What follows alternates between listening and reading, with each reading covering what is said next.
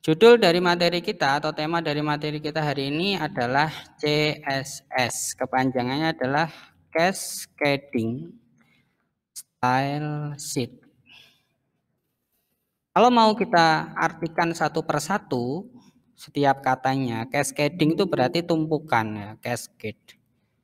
Jadi kalau kalian membuka jendela Windows lebih dari satu, kemudian kalian buat tampilannya itu bertumpuk, ya bertumpuk itu contohnya misalkan saya buka dua, misalkan apa ya sama Explorer gitu ya. Kemudian kalian buat jendela itu dengan settingan cascading, bisa manual seperti ini, bisa menggunakan tool taskbar ya, klik kanan Anda pilih Cascade Windows misalkan. Nanti akan membuat tampilan bertumpuk semacam ini. Jadi ini yang disebut dengan cascading, tumpukan. Jadi ada yang di belakang, ada yang lebih di depan, nanti ada yang lebih di depan lagi dan seterusnya dan seterusnya. Lah, cascading style sheet ini adalah memang cara untuk memberikan style ya, format tampilan. Jadi style di sini kita artikan sebagai format tampilan terhadap jendela-jendela HTML atau project web, jendela-jendela web. Ya, sheet sendiri itu bisa diartikan sebagai lembaran. Jadi proses memberikan tampilan, format tampilan terhadap jendela, yang mana nantinya format itu akan ditampilkan secara bertumpuk atau ada urutannya, maksudnya gitu ya. Jadi ada yang lebih dulu dijalankan, nanti ada yang lebih baru dan seterusnya. Kalau ada format tampilan yang sama, kemudian prosesnya itu dipanggilnya lebih lama dan lebih baru, bagaimana Pak? Misalkan skripnya nanti ada 10 baris, ya baris pertama itu format tampilan mewarnai tulisan menjadi merah. Kemudian di baris ke-7 itu ada format membuat warna tulisan lagi tapi menjadi kuning. Maka yang dijalankan yang kuning, karena itu lebih baru. Seperti itu ya. Jadi bisa diartikan seperti itu. Kemudian CSS sendiri itu dibangun oleh yang namanya W3C ya, atau WWWC. Sekitar tahun 1996. Dan sudah lahir? Masih di awang-awang sana. Nah, ini belum ya. Jadi CSS sudah mulai dikembangkan. Kenapa? Karena melihat tampilan-tampilan web itu seolah-olah dalam tanda kutip telanjang. Ya, tampilannya hitam putih gitu saja. Kalau bisa mengganti model font atau jenis font itu juga baru bisa dilakukan mendekati tahun 96.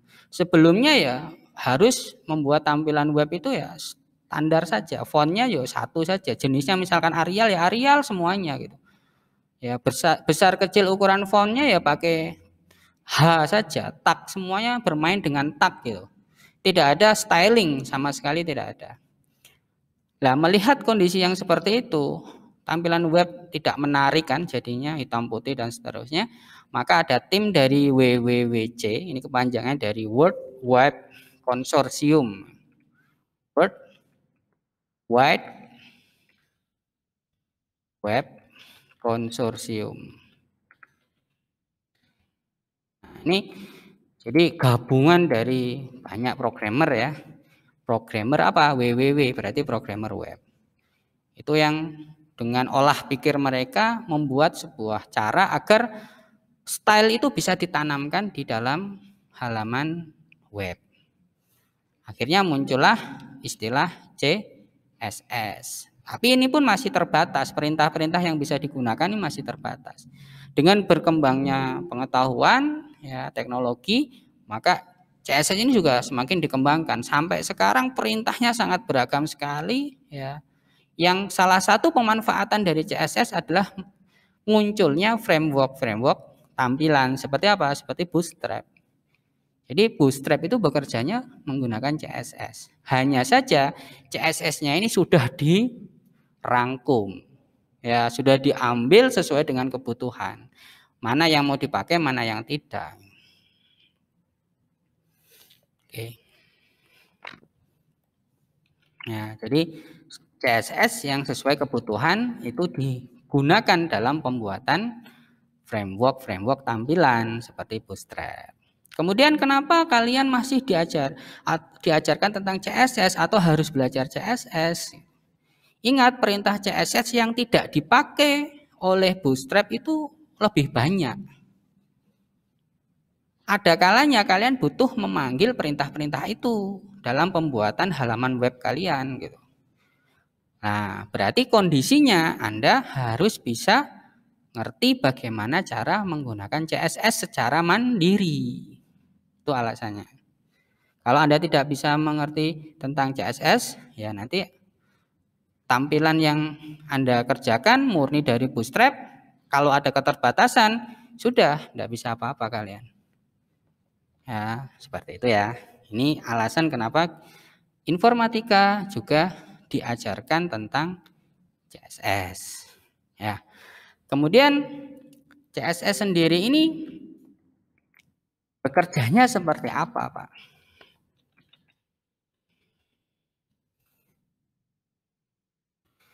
Jadi CSS ini nanti dia akan melakukan semacam kalau barang itu nanti akan diwadahi ya. Ya, seperti dikurung gitu.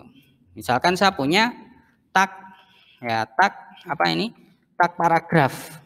Ya, tag paragraf. Ini paragraf. Nah, misalkan seperti ini. Ini kalau dikerjakan atau dijalankan di dalam halaman HTML ya sudah terjadi, bisa gitu kan. Tapi bagaimana kalau paragraf ini nanti saya pengen hurufnya itu, ukuran hurufnya, jenis hurufnya, warna hurufnya itu sesuai dengan keinginan saya. Karena tag P itu hanya memiliki sedikit atribut yang bisa kita panggil secara langsung. Contohnya kemarin atribut itu kan dibuat di sini ya. Misalkan saya panggil ada atribut namanya alignment. Alik ini center misalkan. Kemudian ada atribut yang lain dan tidak ada atribut yang berbicara tentang bagaimana cara mewarnai. Ya. Kalau pengen bisa mewarnai tulisan dan sebagainya, Anda harus memanggil tag lagi. Di dalam tag P ini harus memanggil tag lagi, namanya tag font, yang nantinya di dalamnya juga mempunyai atribut-atribut yang bisa digunakan untuk memodifikasi font, mulai dari jenisnya, mulai dari warnanya dan seterusnya. Tetapi konsep seperti ini adalah konsep satuan. Bagaimana nanti kalau di tempat lain dalam satu halaman yang sama ya, ada tag P lagi tetapi warnanya pengen ganti lagi. Fontnya berbeda lagi, ukuran fontnya berbeda lagi. Berarti Anda harus melakukan pensettingan ini berulang kali. Ada nggak cara yang lebih simple? Jadi kalau saya ngerubah satu, ya posisinya juga berdekatan, jadi saya ngeditnya cepat, ya tidak melompat-melompat, yang nantinya menghasilkan setting tampilan sesuai dengan keinginan saya. Nah, inilah yang mendasari nantinya CSS ini dipanggil atau digunakan. Lah, berarti CSS ini cara kerjanya bagaimana? Cara kerja CSS nanti adalah mengenali tag. Ingat-ingat ya. Jadi CSS ini nanti mengenali tag, terutama nama, ya. Jadi cara kerja CSS kerja dengan cara mengenali nama tag HTML yang akan disetting. Ya, ini satu. Yang dua, CSS juga bisa digunakan dengan cara bekerja dengan cara mengenali atribut kelas di dalam tag HTML. Ya, jadi bisa dengan mengenali tagnya saja. Nanti bisa juga dengan cara mengenali atribut ya yang di dalam tag. Ini ada tag P, di dalamnya seperti ini kita sebut sebagai atribut atau bisa juga disebut properti. Nah, nanti kan ada properti, misalkan kalau kita pakai Bootstrap kan ada properti class sama dengan apa, misalkan namanya misalkan nm class. Nah, CSS itu bisa mengenali nama-nama kelas ini. Kemudian CSS juga bisa mengenali yang ketiga, ini pilihan ya, nanti kalau tidak pakai 1 ya 2, 2 ya 3. CSS bekerja dengan cara mengenali atribut ID. Nah, jadi nanti tag itu juga bisa diberikan ID. Seperti ini. Jadi ada tag P itu punya atribut ID, apa namanya bebas, yang penting tidak pakai spasi. Ini sama seperti pembuatan nama variabel di dalam C#. Bisa juga menggunakan atribut kelas, di dalamnya juga ada nama-nama kelas. Nah, ini nanti CSS akan bisa arahkan ke sana, disasarkan ke situ. Jadi kalau saya membuat skrip CSS, stylinglah warnanya menjadi merah, tulisannya menjadi warna merah. Untuk apa? Untuk siapa? Untuk tag bisa arahannya, untuk ID bisa, untuk kelas bisa.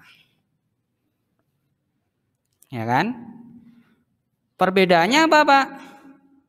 Kalau Anda arahkan ke tag, berarti semua tag yang mempunyai nama sama, misalkan P, di dalam halaman ini Anda punya tag P berapa?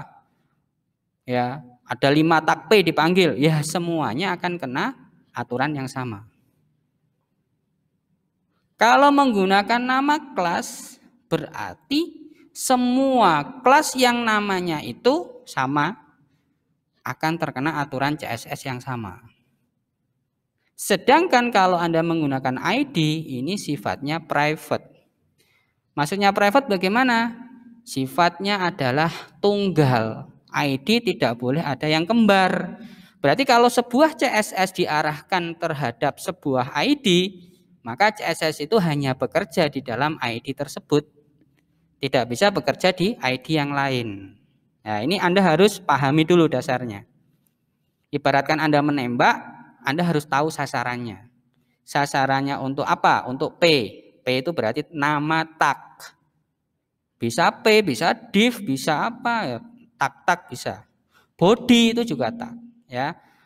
Seperti ini, berarti nyasar sasarannya adalah nama kelas. Kalau yang seperti ini sasarannya adalah nama ID dari sebuah tag.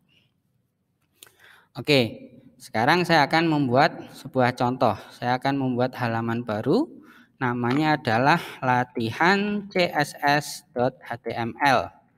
Ya, kemudian saya akan memanggil struktur HTML5 ya.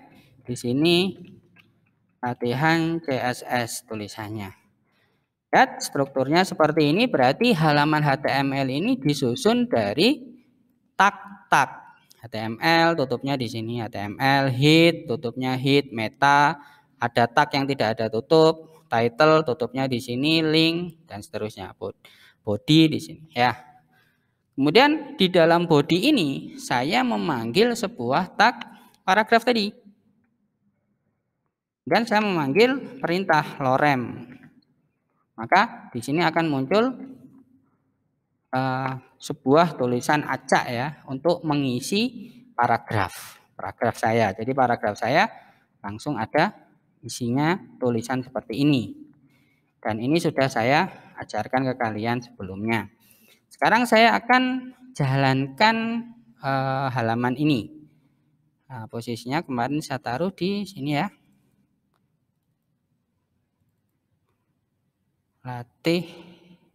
Latihan CSS ini ya.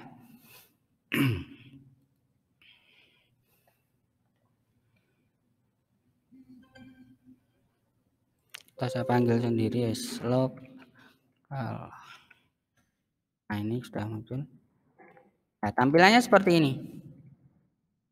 Sederhana sekali ya.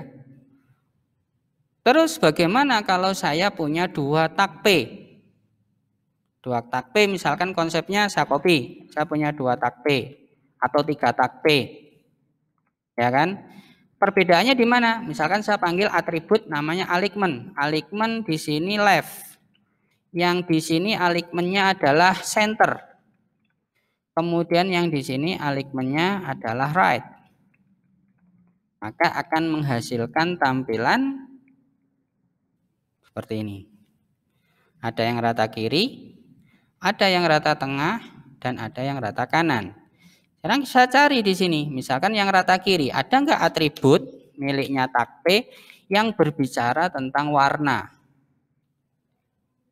Ya, nggak ada yang berbicara tentang langsung kata-kata color gitu, nggak ada ya. Yang ada di sini adalah style, ada lagi class, dan ada ID. Seperti yang saya jelaskan tadi. Berarti saya bisa menamai di sini. ID namanya adalah par1. Kalau sudah ada par1, ID-nya di sini berarti tidak boleh lagi par1, harus par yang lain, misalkan par2. Di sini harus par3 dan tidak boleh muncul lagi ID yang sama di tag-tag yang lain dalam satu halaman ya. Saya sampaikan dalam satu halaman ini sudah tidak boleh menggunakan ID par1, par2 atau par3. Bagaimana dengan kelas? Kalau kelas misalkan C1. Kelas ini boleh diduplikasi. Maksudnya bagaimana? Di sini boleh muncul lagi kelas 1, di sini boleh muncul lagi kelas 1. C1 boleh muncul. Jadi nama tag itu boleh muncul berulang, sedangkan atribut ID tidak boleh, atribut kelas boleh. Pak, kalau misalkan kelasnya juga saya pisahkan namanya boleh? Boleh. C1 berarti ini C2, berarti ini C3. Boleh. Mau sama boleh, mau tidak sama juga boleh. Dan di dalam kelas itu boleh Anda membuat nama-nama selain C1. Ya, misalkan di sini saya buat nama lagi, misalkan NM1 atau NM. Ya, kemudian saya buat lagi di sini NM lagi. Saya buat lagi di sini NM, boleh? Boleh. Sama seperti konsep apa? Bootstrap kan? Anda masih ingat ya konsep bootstrap? Bootstrap itu bisa seperti ini kan kalau membuat kelas. Table, panggil lagi table apa, table apa. Ini adalah nama-nama kelas.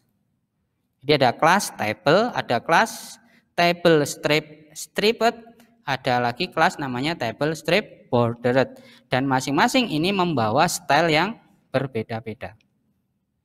Gitu ya. Jadi konsepnya untuk nama kelas itu boleh sama, boleh beda, dan boleh lebih dari satu dalam sebuah tag. Nah, kalau perlu dicatat itu dicatat. Nah, sekarang untuk CSS sendiri bekerjanya di mana, Pak? Nah, Anda bisa mendeteksi tag P. Boleh. Anda boleh mendeteksi tag ID. Properti atau atribut ID. Anda boleh mendeteksi kelas. Ya. Lah,